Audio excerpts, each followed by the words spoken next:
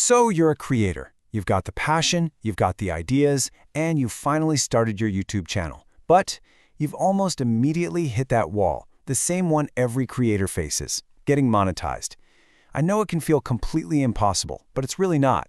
Let's break down the exact roadmap to get you there, step by step. Right. These are the big ones, the magic numbers every single creator is chasing. 4,000 hours of watch time and 1,000 subscribers. When you're just starting out, these can feel like they're a million miles away. This is that first major hurdle, and today, we're going to map out exactly how to clear it.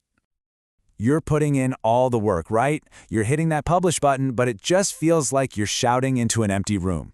Look, that is a universal feeling for new creators, but the good news is there is a clear, structured way to tackle this. This isn't about getting lucky, it's all about strategy. Okay, let's start with the most common and, honestly, the most demoralizing problem of all. You've made 5, maybe 10 videos, and they are just sitting there with 0 or close to 0 views.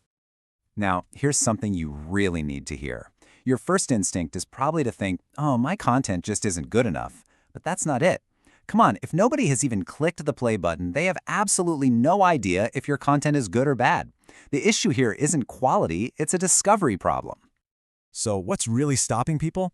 Well, it almost always boils down to 2 things. First, your thumbnail isn't doing its job. YouTube might actually be recommending your video, but people just scroll right past it. And second, it could be your SEO.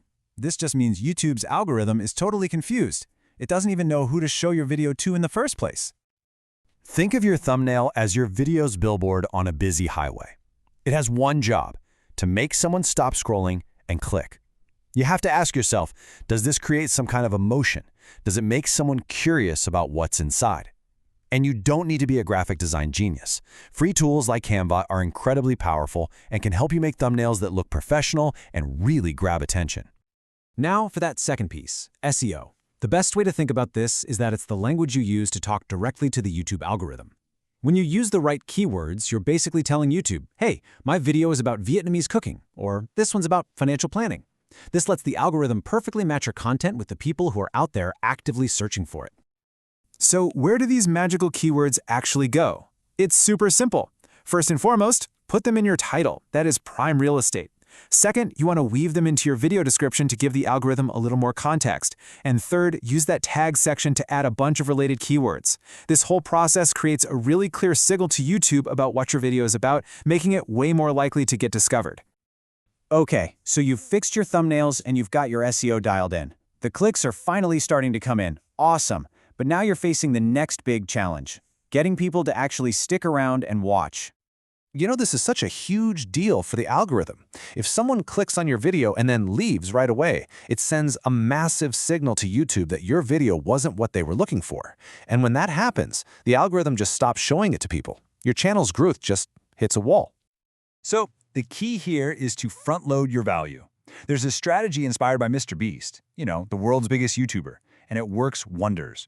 The whole idea is to invest a huge chunk of your creative energy into the very first half of your video.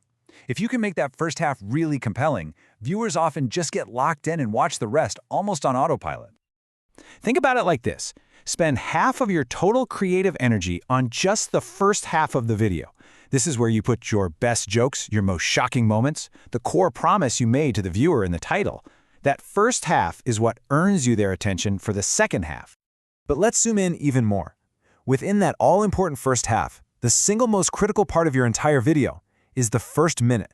This is your make or break window, where a viewer decides if they're going to commit or just click away. You literally have 60 seconds to prove your video is worth their time.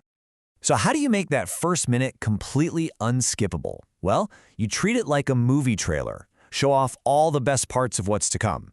Keep the pace high by changing the shot every 3 to 5 seconds. Use B-roll, that's just extra footage, to visually illustrate what you're talking about. And even simple zooms can create this sense of dynamic movement that keeps the viewer's brain engaged, so they don't get bored.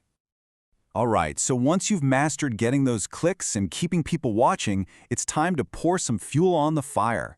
Let's get into some of the more advanced strategies to really accelerate your growth. One of the biggest decisions you'll make is defining your channel's niche. Just look at this comparison. A channel about Vietnamese street food has a super specific engaged audience. advertisers who sell cooking gear know exactly who they're reaching. But a general channel that covers food and travel and beauty, it's just confusing.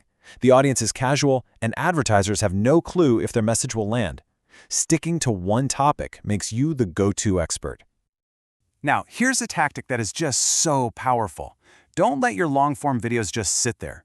After you publish your main video, go back and cut a thrilling 1-minute highlight from it. Post that as a YouTube short. Shorts get pushed out to brand new audiences for free. Then, and this is the critical part, use the related video feature to link that short directly back to your full-length video. You're basically creating free trailers to drive traffic to your monetizable content. It's a game changer. Okay, finally, let's talk about the bedrock, the foundation that all of these other strategies are built on. Because without these core elements, all the other tips are only going to get you so far. You know, consistency is a word that gets misunderstood a lot. It does not mean you have to post a video every single day. It just means creating a reliable, predictable schedule. Whether it's once a week or once a month, just stick to it. This does two amazing things. It teaches your audience when to come back for more, and it teaches the YouTube algorithm that your channel is active and reliable, which can lead to a lot more recommendations. And please do not overlook this simple but incredibly powerful tool, playlists. By grouping your related videos together, you create a binge-watching engine for your own channel. When one of your videos ends, instead of YouTube suggesting a competitor's video, it automatically plays the next one from your playlist. This is a huge advantage for racking up those watch hours and keeping viewers locked into your world. So let's just do a quick recap of the action plan. First, make your thumbnails absolutely impossible to ignore. Second, use SEO so the algorithm knows who you are. Third, you gotta obsess over making that first minute unskippable. Fourth, define your niche and own it. Then use shorts as free promotional tools. And finally, build a consistent and reliable publishing schedule. There you have it, the complete roadmap from 0 views all the way to sustainable growth. The strategies are all laid out for you, so the only question left is which piece of this puzzle are you going to put in place first? What is the one action you will take right now to move your channel forward?